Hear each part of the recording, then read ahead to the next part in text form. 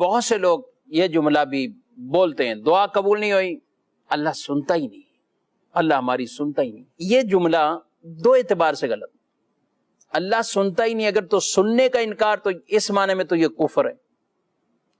اور اگر دوسرا معنی لیا جائے کہ کوئی یہ سننے سے مراد قبول نہ ہونا، تو مطلقاً یہ کہنا بھی درست نہیں، غلط ہے کہ رب تعالیٰ قبول کرتا ہی نہیں ہے. رب تو فرماتا ہے ادعونی استجب لکم، تم دعا مانگو میں تمہاری دعا قبول کروں. تو مطلقاً یہ کہنا کہ اللہ دعا قبول کرتا ہی نہیں ہے، یہ خود آیات قرآنیہ کا انکار ہے.